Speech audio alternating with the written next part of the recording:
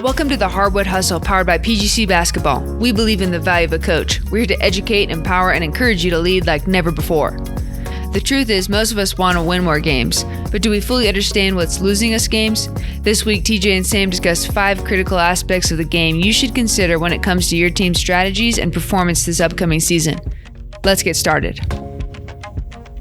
Welcome back to the Hardwood Hustle. Today we are going to talk about 5 ways to lose games. Not the most upbeat topic. No one loves losing, but oftentimes it's important to know what loses in order to be able to know what wins. And so Sam came up with a list here of 5 things that lose games. And we're going to walk through these 5 things, talk through these 5 things, and see if I've got anything to add to it. So Sam, kick us off.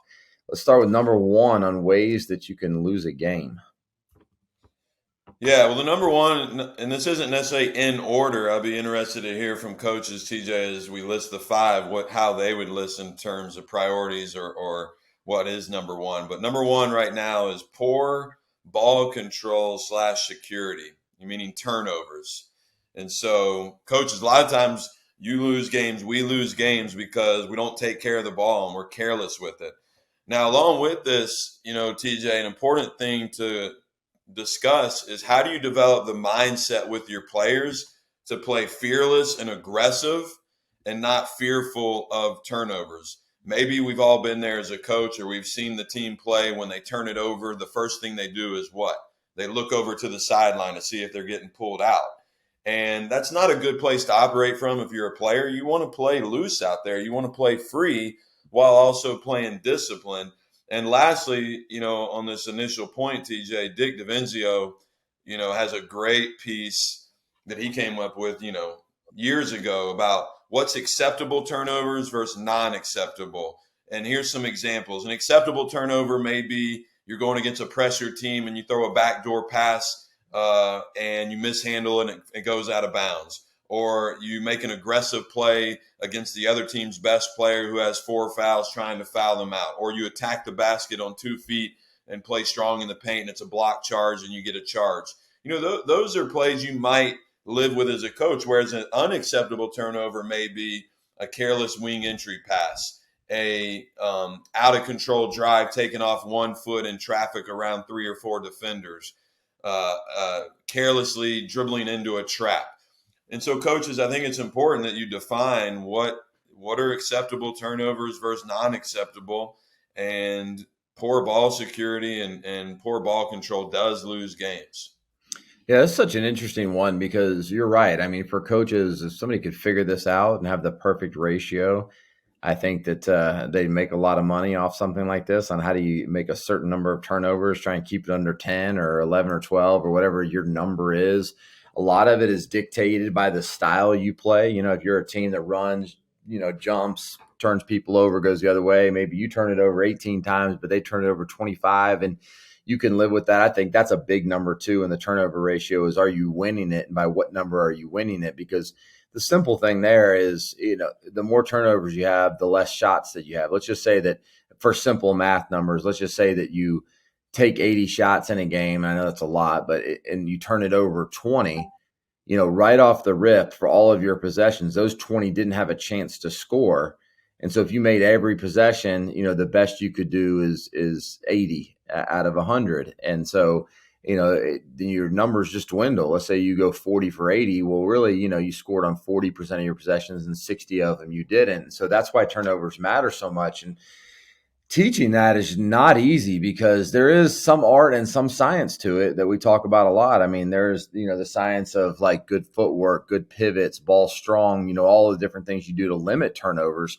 But also there's a big part of that's psyche. It's the mindset. And, you can kind of tell when a kid's in his head and, they make some turnovers they normally wouldn't. And you're telling them to, make good decisions, but at the same time, they try to make a good decision. It really is complicated. And I do think there is a lot of art to the turnover piece because it is important that players are in the right mindset to be able to take care of the ball. And you can see that spiral quickly for a lot of different reasons. Fear of coach, afraid to make mistake, all of those things can really factor in. Yeah, it's an important one, coaches. Hopefully this triggers some thought with you, but it is an important one to get right and have conversations with your team and your players about. Before we go to number two, zooming out again, why is this important? Bobby Knight said one time that more games are lost than won, and I think it's really true. The more I have thought about that quote over the last several years, and I watch games or coaching games, a lot of teams do lose games more than the other team wins. And so it's important, if you want to be a winner and win, to know what can lose games. So let's go to number two. And, you build a whole course on this inside our PGC Coaching Club, and that is bad shots. Bad shots, and this one might be number one for me, lose more games than anything. And what is some subtopics under bad shots? Here they are. You don't have a good clarity on your system and strategy offensively. You don't have good role identification. You haven't defined what a good or bad shot is. Your players don't know it because they haven't been told it. There's a poor culture. I think this is one that gets overlooked. If TJ, you're coaching a team and, KJ is your best player and he should be shooting 20 plus shots a game, but then, John is your sixth most skilled offensive player, and he keeps taking bad shot after bad shot, and he's taking 21 shots a game, and he never goes unchecked by you, the coach, your culture is going to have major cracks in it, and everything. You could do amazing things with your team, but if you don't check that as a coach, your culture is going to slip and crack and be in a bad spot because your other guys are going to lose respect for the coach, and they're going to get upset with each other, and in-team fighting will happen, and it's just not a good thing. So bad shots causes a lot of losses. Yeah, I have 2 points on that. So let's just go back to the 100 possessions and you turn it over 20 times, and let's say you take 20 bad shots. And so now you're down to 60 possessions. I mean, you really only had 60 times where you got a shot that was decent. And if you're shooting 50% on those, which is really good, that means you made 30 field goals in 100 attempts. And so really that's 30% when you factor in bad shots and turnovers. And bad shots and turnovers are not much different to me. I think they're one and the same. And that's why those things matter so much, is because your just margin for error goes way down. We've all watched a basketball game where two teams played phenomenal and somebody just beat the other team, right? And nobody lost it, somebody won it. But those are much more rare than what you alluded to before, which is where the game's just lost by somebody. Very few times the two teams go out there and battle it out and you're like, gosh, they just played so good. And what does a good game look like? I mean, I think a good game looks like fierce competitors going after each other. They're taking good shots, and they're taking care of the ball, and it's just offense is sharpening defense is sharpening offense. But it's really easy all of a sudden if your team turns the ball over a lot and takes bad shots. You might not even have a shot. You're going to have to shoot 60% from the field just to have a shot, because the number of possessions that you get. And I think that's important, is just playing the numbers game there. And then the second thing, I think, back to the art and science, like this again is another one of those art science things, because look, your best player is going to have a different leash than a player that's not good. And so like I expect my best player to take a couple of bad shots, because I definitely don't want them thinking or overthinking it. But I don't want my best player taking 3 bad shots and my 6th best player taking 3 bad shots too. But for teaching that to a team, that's not the easiest thing to do, because they're hearing you say, well, he didn't say that to so-and-so, and he didn't say that to so-and-so, but he's saying it to me. And we understand that as coaches, like, yeah, we want our best players taking, shots, and occasionally our best players are going to take some bad shots. We get that. But telling a 15, 17, 19-year-old that, they don't see it that way all the time. They just see, well, coach is saying this to them or me, but not to them or me. And that's where it gets really difficult. So I think how you do that is big part of it is art. And I think that one of the ways that I do that typically with my team is individual meetings. Like sometimes I just call some players in and say, listen, I'm going to get on to your shot quality, but I want you to know in the back of the head, I'm living with that. I expect you to take a couple bad ones, but in front of the group, I'm going to call it out just so that the group feels as if everyone's accountable to the same shots. but I want you to know, like, I might be mad at player number 9 when they take that shot. And with you, I might just be slightly mad, but not even that mad. Like I understand that's going to happen a couple times, and that's difficult. But it does take a lot of management to get that right, so that you're not causing problems within your team. Well, wait. So would you do that individually? Now you wouldn't also do it in front of the team so that there's a better understanding collectively? But yeah, I think the team needs to know that some people have different leashes than other people, and I think that's important that they know that as a group. But I think when you're in practice, I think there is a certain level of accountability, and not everybody's going to agree with this, but I think there's a certain level, like, we're identifying bad shots. And if player A is your best player and they take some of those in practice, you still need to identify that that's a bad shot, right? Otherwise, you're just going to be getting on to one player and not getting on to the other player. And then they have a lack of clarity on what's a good shot and what's a bad shot. So I want a bad shot to be a bad shot all of the time. And I want Well, everybody to know that that's hold a on. bad So shot. there's some gray area here because, if we're just using some names, if KJ takes a shot and its degree of difficulty is pretty high, but for him, let's just say it's a 5 on the scale of 1 to 10. It'll go in 5 out of 10 times. So it's just an average shot. But then Chris takes that same shot, but Chris is 5 inches shorter and he hasn't put in the same amount of work, and it's a 2 or 3 for him. So all shots are not created equal. Just like the player on your team who shoots 43% from corner right 3, and the other player shoots the same shot, but he's 21%. It's the same shot, but different players are shooting. So there's that element of, I think you might be saying this, but I just want to say that to coaches, like, there's that piece of it too. Yeah. Well, I'll just give a more clear example. Step back, fade away. No matter who shot it, I'm calling it a bad shot in practice, right? Now, at the end of the day, I don't want player number 9 taking any of those.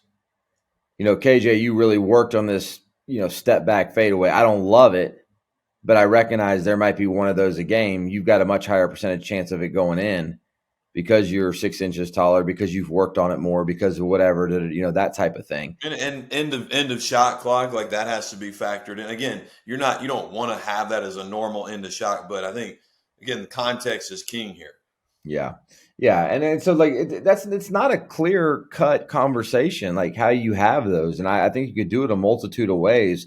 I mean, for me, I think the easiest way that I found is every time we would dictate it's a bad shot, in our shooting chart, our shot selection course that I do, look, we identify what all of those are. And if it's a 5, I'm going to call it a 5, and we're not looking for that, that particular shot. Side conversation, KJ, look, don't hunt those. Don't hunt a 5. Late shot clock, you might have to take one. Occasionally you're feeling it and you're in a rhythm, you might take one. I understand that. But I definitely don't want you hunting that shot. I don't want anybody, even my best player, hunting 5s. But my best player does have a little bit more latitude to take a couple 5s. Yeah. So that's good. I mean, I think that's a good conversation. And Jay Billis has a great quote. He says, a bad shot is your opponent's first pass in their fast break, which is true. And he goes back to, not only do you not get a good shot on basket for your team, it often leads to a good shot for the other team, coaches. So got to have these conversations. Let's go to number 3, and that is undisciplined defense. Undisciplined defense loses a lot of games. Just being undisciplined for a possession, 2, 3, 4 a game. What are some subtopics under this? This could be not being in an athletic stance, not having discipline with your eyes and ball watching and getting cut back door, face cut. Another example is over helping or under helping, gambling for individual stats, going for the steal or going for the big block instead of being sound and solid and simple, missing a box out on defense. And so those are things that will lead to losses, is undisciplined defense, TJ. Yeah, no doubt. I mean, it's one of those things where you got to really work to get buy-in, because sometimes it's easy to hide on defense. Like a player doesn't pay for their mistakes, and players think that they can, ball watch, and maybe one game. This is why it's so difficult. One game you can have some of those same habits and not have to pay for them.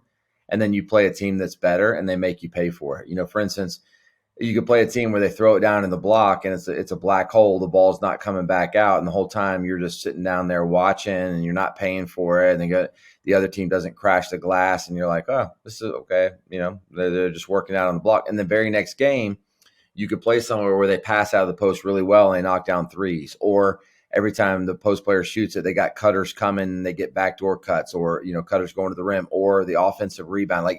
And that's why it's like coaching to that really high standard, because you're not trying to beat the teams you can already beat. You're trying to beat the best teams you play, and the best teams you play are going to make you pay for all of those defensive habits that you just talked about. And again, look, easier said than done, because getting a 14-year-old, 16-year-old, or 18-year-old to recognize that, hey, this habit right here could cost us a game, could be one of the reasons we lose the game, is a really difficult thing, especially if they're not forced. And I think that's why it's important to have such good practices, because if they're paying for it in practice, they're likely to learn the lesson. If they're not paying for it in practice, then it's going to be too late when they have to learn the lesson. You're going to be frustrated by the film, but they weren't actually, paying for it in practice. One of the things I look at on whether a team is really committed on defense when I turn on the tape or I watch, TV at any level, is I watch guys who are not guarding the ball, and are they in a stance? And I'm not talking about like down in a, slap the floor stance. You can do that if you want, but just in an athletic, ready, anticipatory stance.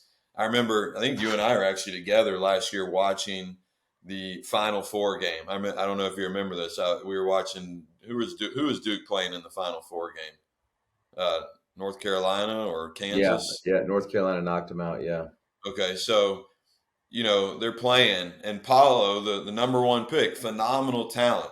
And I didn't watch a ton of Duke during the season, but I'm watching that game, and I was just watching him on defense. I watched him run back in transition. I watched him off the ball.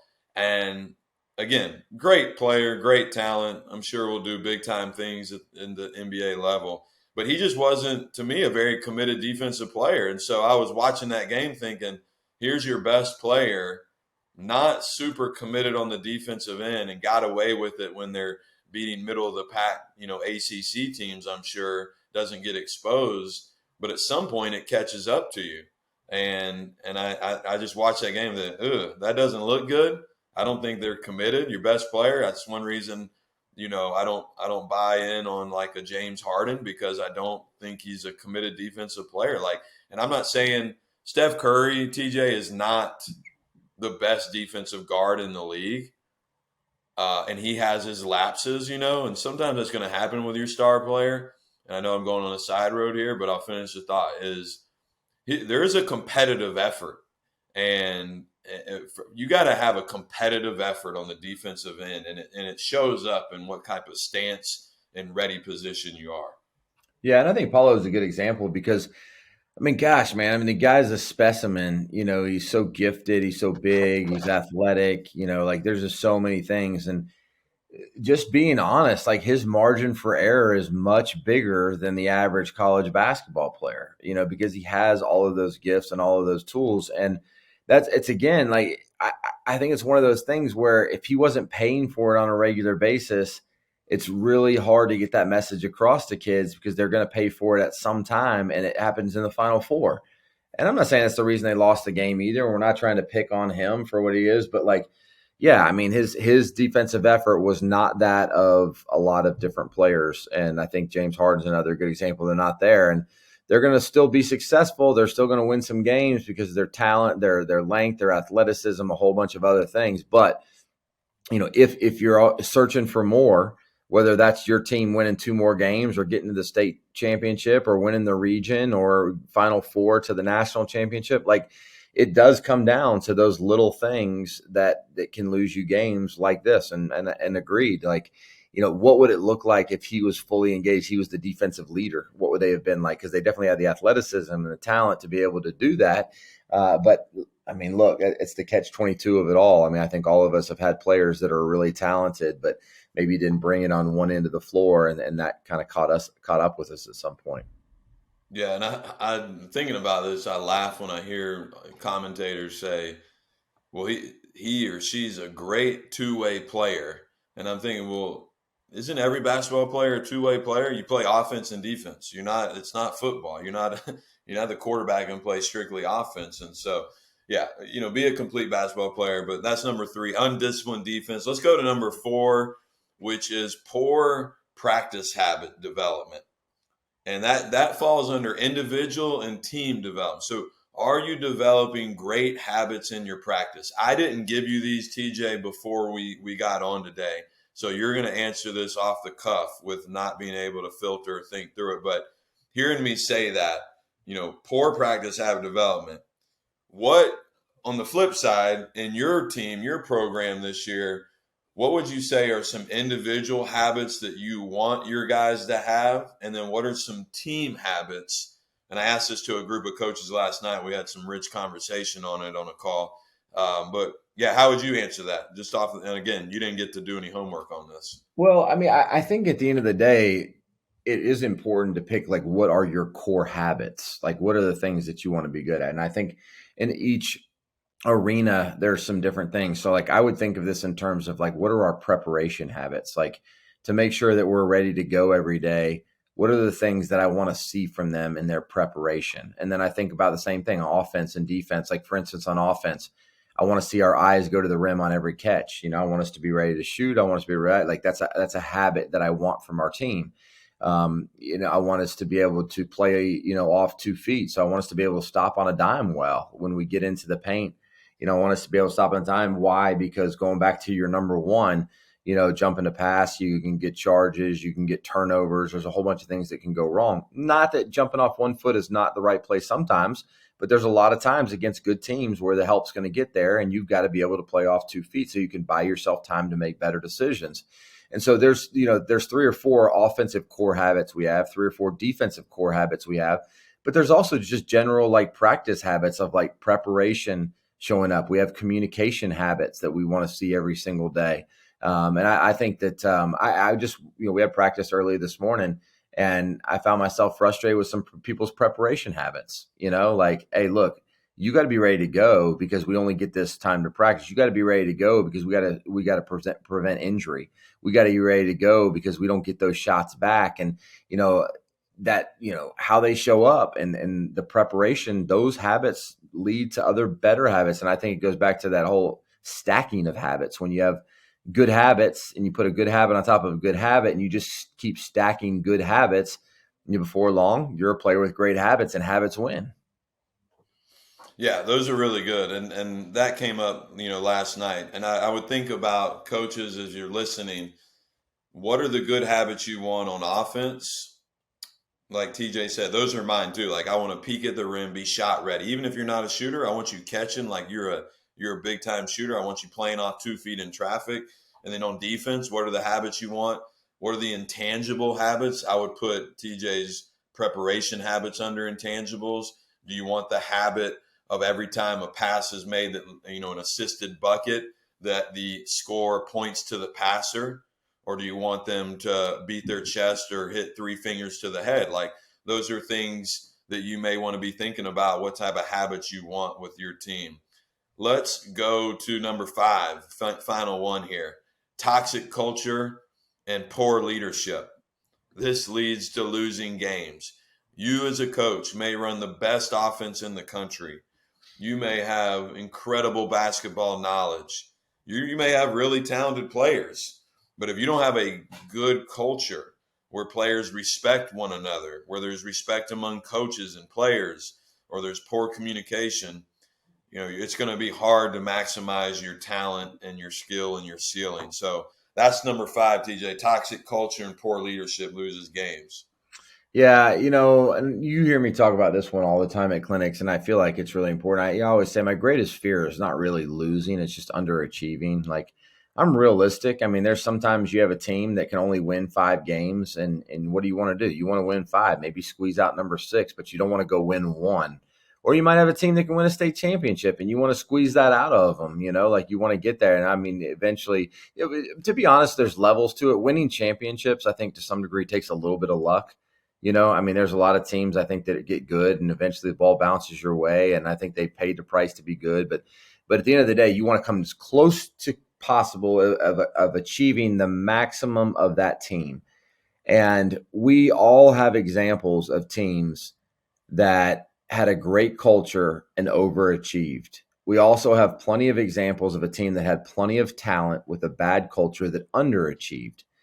It's not typical. I mean, it just doesn't happen all the time where you have a really good team with a really great culture and they just underachieve. Now, maybe they could have made the state championship and they got beat in the Elite Eight based on a shot that fell in or something like that. And that happens sometimes, but you don't usually see a great team with a great culture, just phenomenal. And then all of a sudden they finish fifth in the league when they had a chance at winning it. You just don't see that. But you do see sometimes teams that have plenty of talent, enough to win the league, finish fourth or fifth because they're really dysfunctional. And so, I'm a transformational coach. I want to build a good culture and good leadership because I want to see lives changed. But even if you were just transactional, building a good culture is something that's going to help your team be more successful. And I think a lot of people just have a hard time buying into that or spending the time necessary to do that. But you will pay for that, just like you'll pay for the first four. And I want to add a couple of things to that. You could have a great culture and have some dysfunction in it. You could have a great family and have some dysfunction in it. The difference is a great culture is able to work through some of that challenge and adversity and dysfunction, whereas a bad culture, it gets worse. And I'll say this as well. A special culture requires a special commitment. You can say, you can fight for your culture, whatever the term is you want to use, but there's truth in it. You have to really fight for it. If you want it to truly be special and how you show up and how people relate to each other and how they treat each other and putting the team ahead of individuals, it takes work. It takes as much work as, than anything else. And I was talking to one of our PGC Coaching Club members, TJ, last night. He won a state title. First in school history up in the Northwest. First in school history, joined us a year ago and went to one of our summer sessions and came out of it saying, you know what? I've got to double down on being a transformational coach. I'm going to double down on creating a spirit and energy in our practices. And he said, when it became a choice between watching more film or investing in one of my players' relationships, I'm investing in the relationship. The film, and it doesn't have to be a binary choice like, oh, I can only do one of the other. But it's so true that as a coach, are you building the relationship strong? Are you building a stronger culture? Or are you trying to run a better side out of bounds play or screen better on offense? Again, those don't have to be pitted and be exclusive of one another. You can do both, right? But I just think it's so important and one that, we all need to continue to grow at. Yeah. The thing that stuck out to me on these five right here is that there is no perfect cookie cutter situation to solve all of these problems. And this is where I think coaching gets real, is that you almost in a daily, culture, there's no 5-step plan to culture. Now, I have a plan and I have ways, but it changes. It goes different directions. There is no, if you go the first night you're together, go bowling together. And then on night 5, you eat pizza. And then on day 7, you make everybody give high fives. Your culture is going to be great. That's just not true. There's a lot of work that goes into that.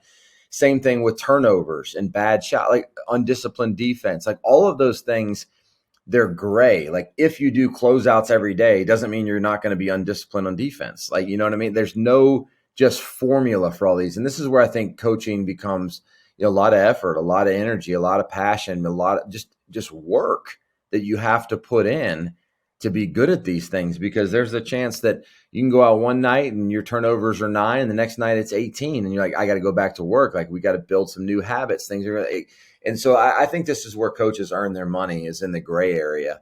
And I think these are things that are separators, but many times my final thought is we don't put a lot of effort or time into these things because they are gray. A lot of times we like to spend time where we just know. We know if we do these shooting drills that, it can help us become better shooters. We know that if we do this particular offense, but whatever, those things are exactly the way they're meant to be. That this player A goes here, player B goes here, player C goes here. We look for the shot here. And coaches like control. And all of these things to some degree are gray, uncontrollable. in the sense of they are controllable. Like you can add value to them, but not controllable by just one simple plan that'll make you good at all of these things. And so this is tough work, coaches. All of these things are definitely things that lose games, but it takes a lot of effort to make these things good. And it takes a lot of conversation to make these things good. And there is no shortcuts here. Well, I'm going to build on that. My last thing would be everything you just said, I believe to be true. I would just say, and there's some science involved. There's some science involved in getting the right habits on defense or offense. Yeah. There's some science involved in like what a good shot is but to your point, I would say it like this. The science is there's some clear black and white, but then you massage it with the art of all this. Like you're saying, everything's got to be massaged and worked through, because you could say, hey, part of my culture is every night at 10 o'clock, I'm going to send a text to 3 of my players and I'm going to tell them I love them or tell them something they did that day. That's part of me building relate. But like, what happens when one of those players is upset with you for something, and now you can't follow a script? Now you got to go have a real conversation, to your point, like real coaching now. And it's a relationship. These are human beings, and building a team, a program, we're all flawed people. And so it just requires, like you said, a lot of art along with some of this science. So I enjoyed this conversation and excited to hear what coaches think. Yeah, and you're right. There are tools for all these things. There are tools to make a better culture. There are tools to make less turnovers. There are tools, right? And those things all definitely make it better. But it's never going to be like, if you do these 5 things, you will only turn the ball over 8 times. Like it just won't be that way, because there's the mental. And I think it really goes back to one of the biggest things is we're in the relationship business. You know what I mean? Understanding your players and how they think and how they feel, what's in their head and what's in their mind can help with turnovers. Helping a player to understand why a culture matters can really help a team build a better culture. And so you got to be able to work with people. You got to be able to communicate.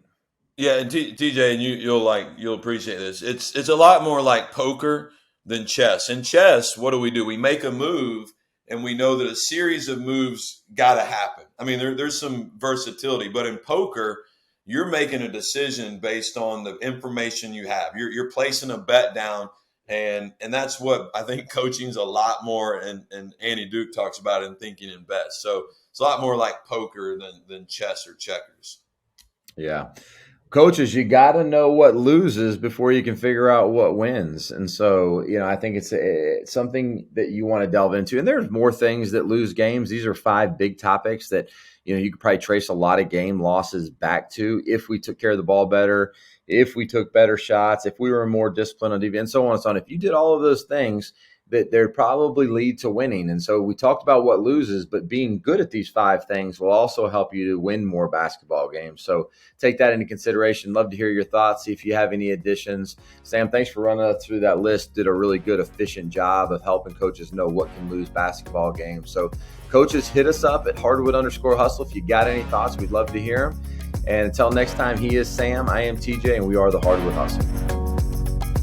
Thanks again for tuning into this episode of the Hardwood Hustle, where we believe in the value of a coach. Be sure to check us out on Twitter and Instagram at Hardwood_hustle to stay up to date on the latest episodes and share your thoughts with our coaching community. From the Hardwood Hustle team, thanks again. We can't wait to be with you again next week.